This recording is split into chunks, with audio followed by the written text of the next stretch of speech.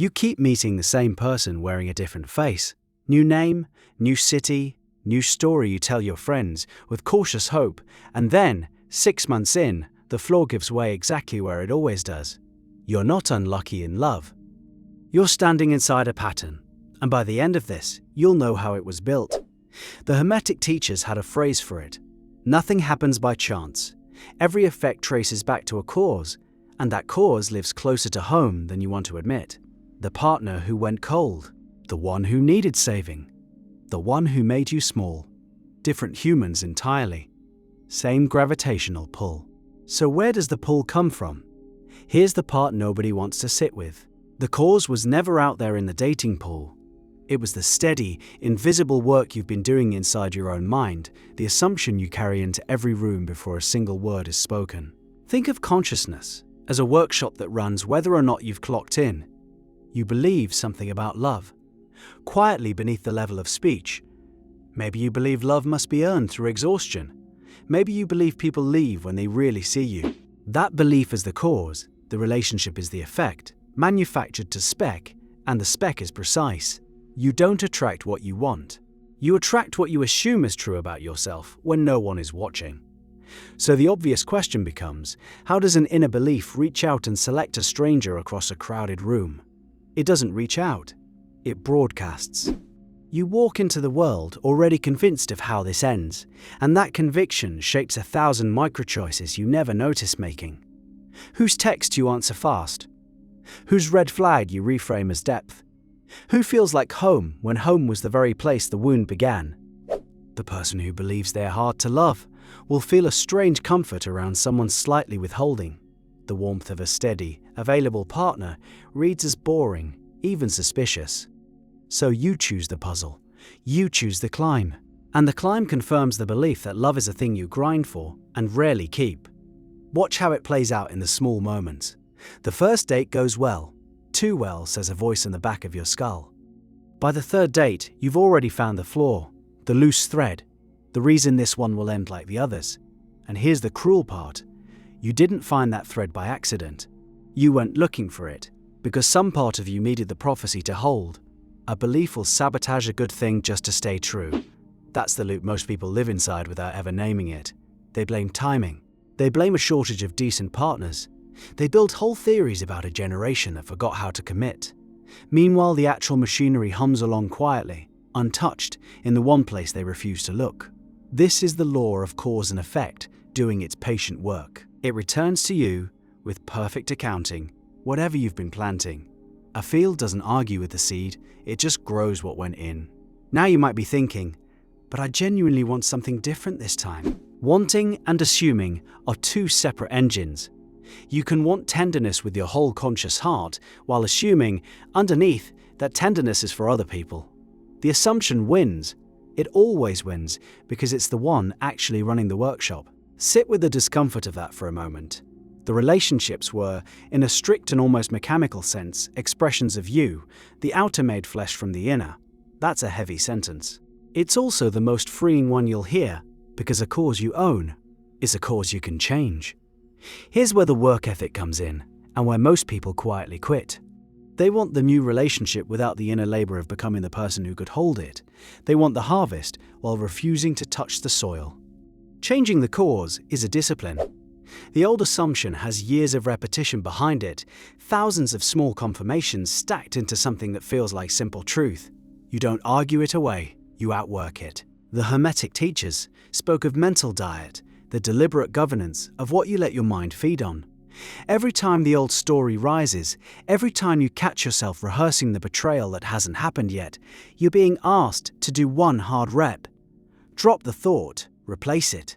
Hold the new assumption even when nothing outside has changed to justify it. That last part is the whole game.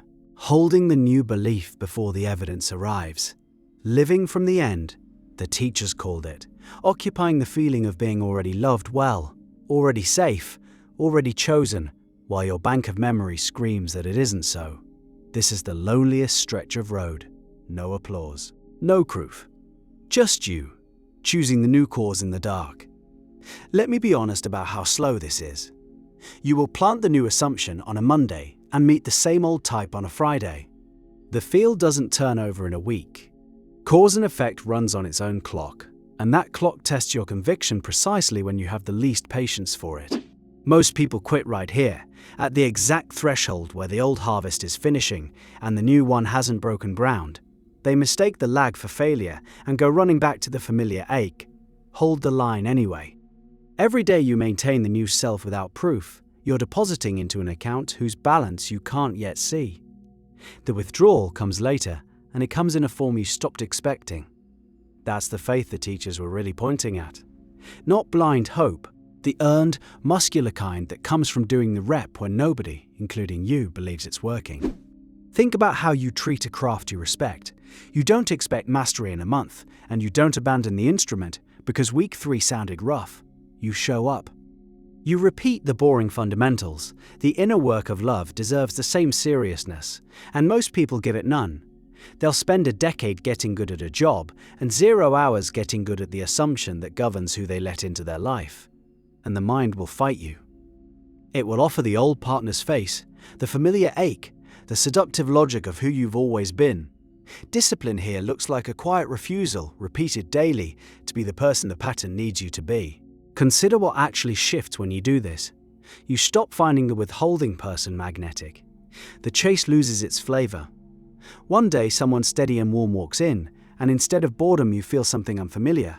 Ease. You almost don't trust it. That suspicion is the old cause, dying slowly.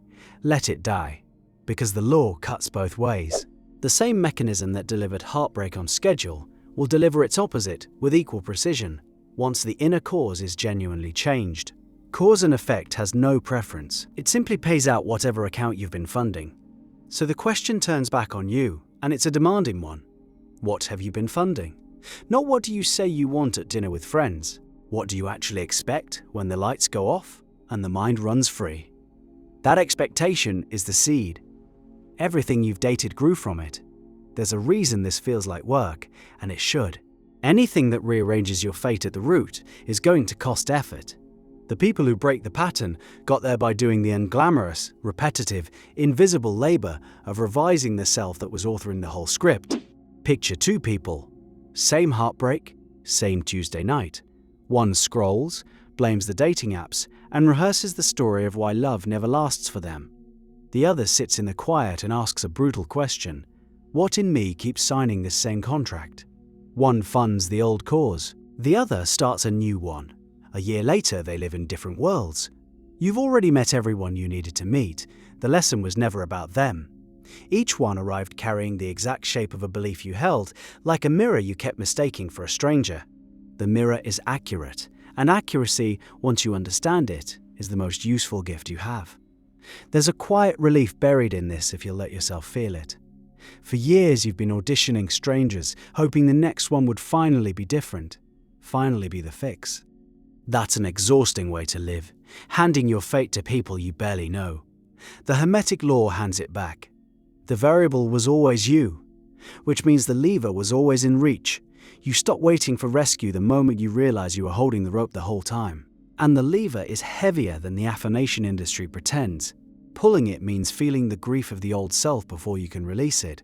It means catching the betrayal you've been bracing for and choosing against every instinct to expect care instead. Some days you'll lose. You'll fall back into the familiar gravity and date the pattern one more time. That's allowed. The work isn't perfection.